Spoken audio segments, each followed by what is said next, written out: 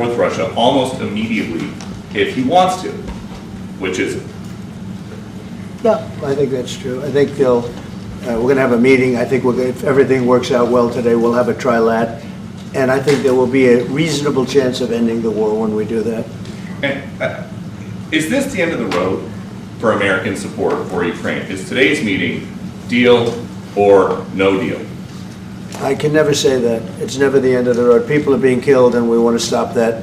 So I would not say it's the end of the road. No, I think we have a good chance of doing it. It's been almost 4 years now that a lot of people were killed last week. A lot of people last week. I mean, millions of people killed, but a lot of people last week for whatever reason. A big number, a lot of soldiers, on both sides. And I know the president, I know myself, and I believe Vladimir Putin wants to see it ended. And as you met with Putin on Friday, today you've got President Zelensky here. As you listen to Russia and Ukraine, which side has the better cards? Right? Well, I don't want to say that. I'm just here to be, look, this isn't my war. This is Joe Biden's war. He's the one that had a lot to do with this happening, and we want to get it ended. And we want it to end good for everybody. We want it to end good. The people of Ukraine have suffered incredibly. President Zelensky, are you prepared to keep sending Ukrainian troops to their deaths for another couple years, or are you going to agree to redraw the maps? Thank you for your question. So, first of all, we live under each day attacks. That today have been a lot of attacks and a lot of wounded people, and the child was dead, small one year and a half. So we need to stop this war, to stop Russia, and we need support American and European partners. And we will do our best for this. So, and I think we show that we are strong people, and we supported the idea of the United States, of personally of President Trump, to stop this war, to make a diplomatic way of finishing this war. And we are ready for trilateral, as President said. This is a good signal about trilateral. I think this is very good. Thank you. Mr.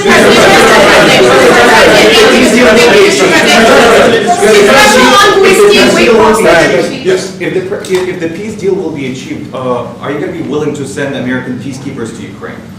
Well, we're going to work with Ukraine. We're going to work with everybody, and we're going to make sure that if there's peace, the peace is going to stay long-term. This is very long-term. We're not talking about a 2-year peace and then we end up in this mess again. We're going to make sure that everything's good. We'll work with Russia. We're going to work with Ukraine, and we're going to make sure it works. And I think if we can get to peace, it's going to work. I have no doubt about it. Your team has talked about security guarantees. Could that involve U.S. troops? Would you rule that out in the future? We'll let you know that maybe later today. We're meeting with 7 great leaders of great countries also, and we'll be talking about that. They'll all be involved, but there'll be a lot of help. When it comes to security, there's going to be a lot of help. It's going to be good. They are first line of defense because they're there. They're Europe, but we're going to help them out also. We'll be involved. Mr. President, Vladimir Putin mentioned that the war will not end without addressing the root causes of this war. Have you had an understanding what are the root causes of this war? Well, look, the war is going to end. When it ends, I can't tell you, but the war is going to end, and this gentleman wants it to end, and Vladimir Putin wants it to end. I think the whole world is tired of it, and we're going to get it ended. It was, I've done 6 wars. I've ended 6 wars, and I thought this maybe would be the easiest one, and it's not the easiest one. It's a tough one. A lot of reasons for it. And they'll be talking about it for a long time, but they'll be talking about the others. Look, India, Pakistan, we're talking about the big places. When you look at, you just take a look at some of these wars. You go to Africa and take a look at that. Rwanda and the Congo, Republic of the Congo. That's been going on for 31 years. And so we've done a total of 6, and we really have 6, not including the fact that we obliterated, and it turned out to be a total obliteration, the nuclear, as you said, the future nuclear capability of Iran. And this one, I think we're going to get solved also. I feel confident we're going to get it solved. Thank you, Mr. President. Can you tell us about your conversations with European leaders and what they need to see to support an end to the war? Yeah, well, we're going to be meeting with a great representative group and 7 very powerful, very big countries and great people, all friends of mine and friends of yours. And we're going to have some suggestions made. They want to see peace. They would like to see peace. President, when did Russia, you said last In night the red, in the red. President Trump, do you think it's fair to, for Ukraine and for Russia to achieve a lasting and durable peace if Ukraine cedes its territories that Russia hasn't yet conquered? Do you think it's a fair peace for Ukraine? We're going to have a lasting peace. Just to answer the first part of your question, we're going to have a lasting peace. I hope it's going to be immediately. I hope it doesn't have to go on. And I think people of the whole world is going to be very happy when that's announced. Just Yeah, a please. Mr. President, You posted on social media, Mr. President, a very touching letter from the First Lady, and the letter was hand-delivered to President Putin, and it calls for an end to the war, essentially, because of the children and the children's future. Why did the First Lady feel that letter was necessary? Was it because she believes that Mr. Putin is the aggressor in the war? Is a similar letter being hand-delivered to President Zelensky? So the First Lady felt very strongly. She's watched the same thing that you watch and that I watch. I see things that you don't get to see, and it's horrible. But when she's got a great love of children, she has a wonderful son that she loves, probably more than anybody, including me. I hate to say it, but she loves her son. She loves children, and she hates to see something like this happening. And that goes for other wars too. I mean, she sees the heartbreak, the parents, the funerals that you see on television. Always funerals. We want to see something other than funerals. No, she felt. It was a beautiful letter. It was very well received by him.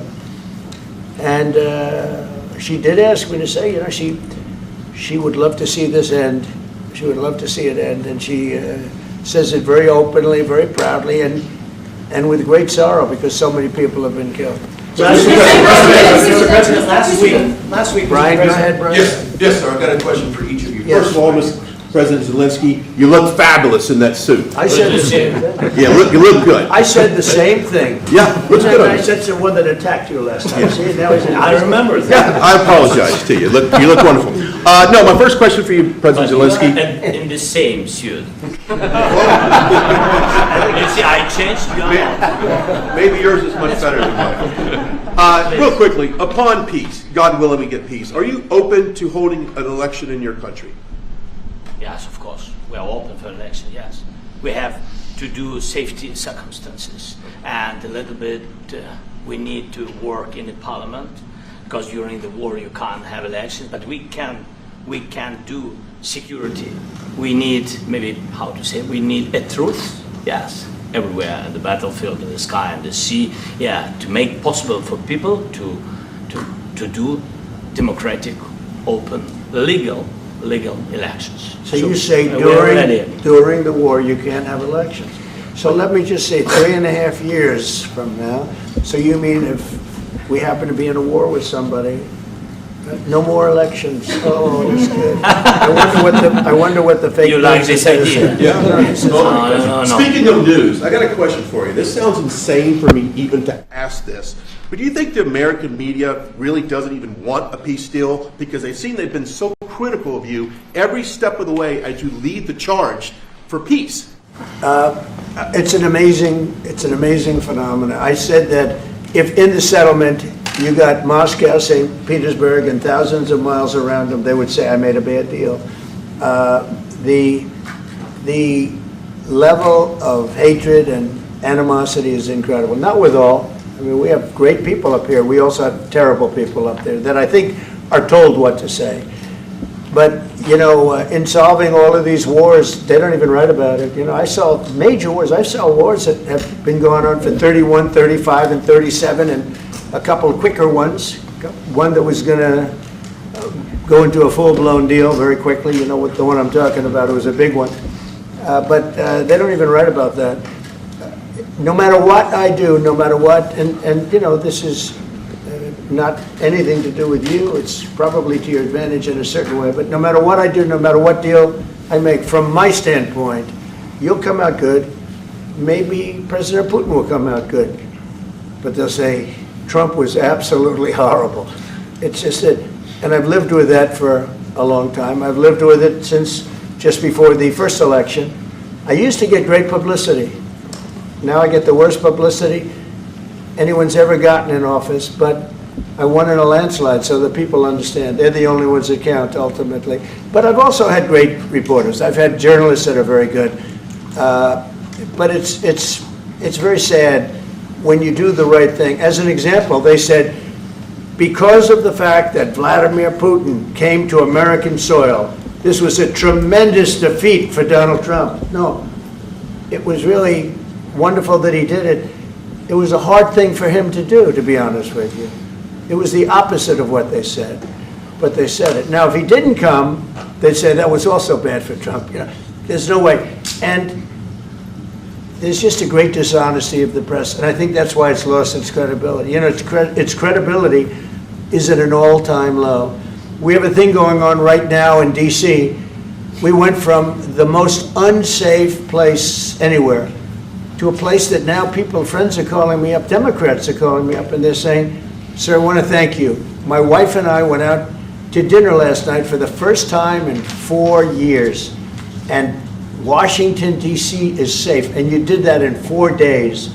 I'll tell you, it's safe. I had another friend of mine, he has a son who's a great golfer, he's on tour, and he came in fourth yesterday in the big tournament where Scotty Scheffler made the great shot, and he said his son is going to dinner in Washington, D.C. tonight. I said, would you have allowed that to happen a year ago? He said, no way, no way. He said, what you've done is incredible.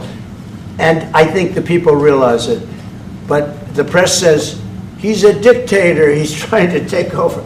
No, all I want is security for our people. But people that haven't gone out to dinner in Washington, D.C. in 2 years are going out to dinner. And the restaurants the last 2 days were busier than they've been in a long time. Sir, I walked around yesterday with MTG. If you can walk around with DC with MTG and not be attacked, the city is safe. Thank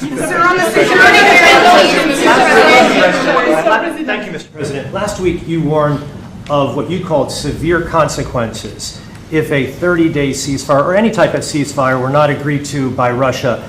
Will there be severe consequences? Does that change because of I don't think you need a ceasefire. You know, if you look at the 6 deals that I settled this year, they were all at war. I didn't do any ceasefires. And I know that it might be good to have, but I can also understand strategically why, well, you know, one country or the other wouldn't want it. You have a ceasefire and they rebuild and rebuild and rebuild, and, you know, maybe they don't want that. But if you look at the 6 deals that we made peace and you know, long-term, long-running wars, I didn't do any ceasefires. Would I like the concept, you know, I like the concept of a ceasefire for one reason, because you'd stop killing people immediately, as opposed to in 2 weeks or 1 week or whatever it takes. But we can work a deal where we're working on a peace deal while they're fighting. They have to fight. I wish they could stop. I'd like them to stop. But strategically, that could be a disadvantage for one side or the other. But all of these deals I made without even the mention of the words ceasefire. Are you President Zelensky, are you disappointed that there's no explain the ceasefire? decision to offer Ukraine Article 5-like security guarantees, but stop short of pushing for their full membership? Yeah, well, we haven't done anything on that yet. If you look back and you go back long before President Putin, it was always a statement that they would never allow Ukraine into NATO. So that was a statement that was made, but we haven't discussed any of that yet. We're going to be discussing it today. But we will give them very good protection, very good security. That's part of it. And the people that are waiting for us, they are, I think they're very like-minded. They want to help out also. Thank you, President. Thank you, President Trump. Are you disappointed there's no ceasefire, Mr. President? The United States has already given hundreds of billions of dollars to this war effort in Ukraine. At best, it is a stalemate, and the killing continues. So, President Trump, How much more is the United States willing to give Ukraine? And President Zelensky, how much more do you want? Well, I'll start off just by saying we're not giving anything now. We're selling weapons. This is something before, I guess the number is well over $300 billion. That was under Joe Biden, a corrupt politician, not a smart man, never was. By the way, go back 40 years, he was not a smart man 40 years ago either. But now he's in particular bad.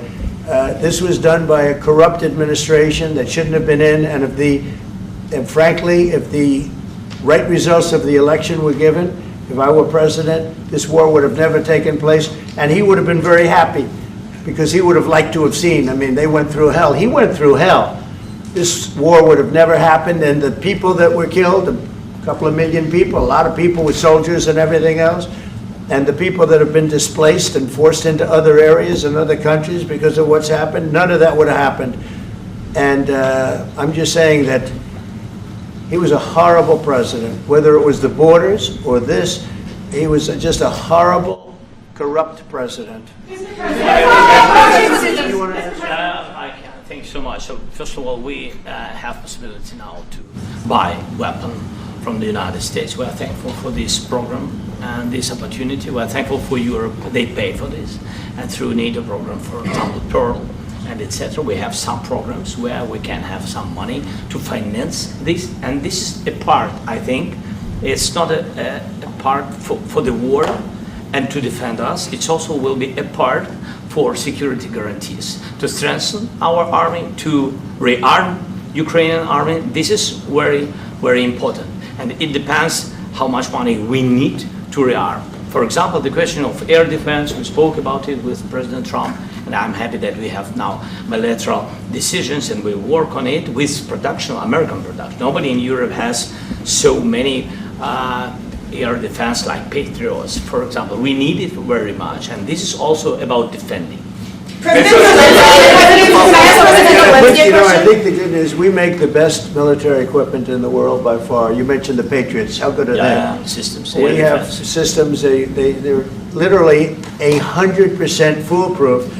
And it's really like shooting two bullets, two bullets hitting each other in the air in a space like this. The chance is 100%. It's 99 to 100%. So we sell the equipment to NATO. And NATO does what, I don't know what the arrangement is that you have with, but I know that they want you to have the equipment. And we're getting the best equipment in the world, but they pay us for the equipment. Under Biden, it was just crazy what was going on. I believe the number is over 300. I think it could be $350 billion worth of equipment and money and everything else. And we've made more progress in settling this war in the last 2 months than they made in 4 years. This should have been settled a long time ago, but it should have never happened. Yeah, please. Social media. All right, Brian, go first. You pushed out on social media about doing away with mail-in ballots and potentially electronic voting machines. Can you expand on that and how important Well, that's a very off-topic, just really quickly. Mail-in ballots are corrupt. Mail-in ballots, you can never have a real democracy with mail-in ballots. And we, as a Republican Party, are going to do everything possible that we get rid of mail-in ballots. We're going to start with an executive order that's being written right now by the best lawyers in the country to end mail-in ballots because they're corrupt. And you know that we're the only country in the world, I believe, I may be wrong, but just about the only country in the world that uses them because of what's happened. Massive fraud all over the place. The other thing we want change are the machines. For all of the money they spend, it's approximately 10 times more expensive than paper ballots. And paper ballots are very sophisticated with the watermark paper and everything else. We would get secure elections. We'd get much faster results. The machines, I mean, they say we're going to have the results in 2 weeks. With paper ballots, you have the results that night. Most people, but most people, many countries use paper ballots. It's the most secure form. So between paper ballots, very, very important, paper ballots, and I think maybe even more important, the mail-in voting. We're going to end mail-in voting. It's a fraud. If you have mail-in vote, even Jimmy Carter with this commission, they set it up. He said the one thing about mail-in voting, you will never have an honest election if you have mail-in. And it's time that the Republicans get tough and stop it. because the Democrats want it. It's the only way they can get elected. Because with men and women's sports and with transgender for everybody and open borders and all of the horrible things, and now the new thing is they love crime. They're fighting me on the fact that I've made Washington, D.C. safe. We're not going to get mugged, beaten up, or killed like all the people you've been watching get so badly hurt. I'm glad, I hate to take your time in this, but I'm glad you asked me that question. Sorry. We're going to stop mail-in ballots because it's corrupt.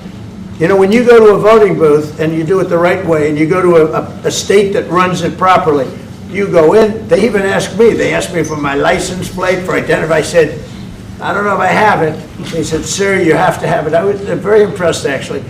But it's very hard to cheat with mail-in voting. As you know what happens in California, it's so corrupt, where some people get 5, 6, 7 ballots delivered to them.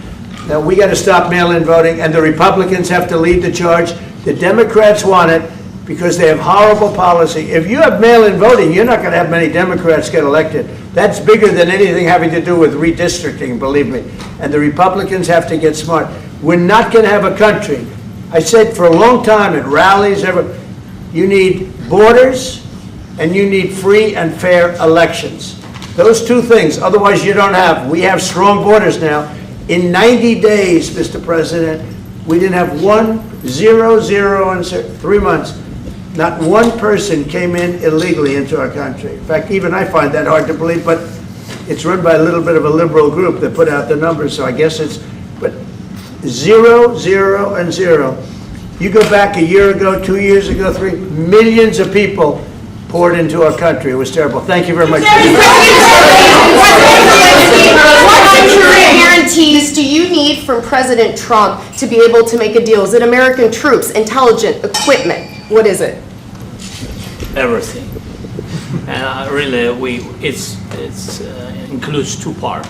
First, strong Ukrainian army. That's what I began to discuss with your colleagues.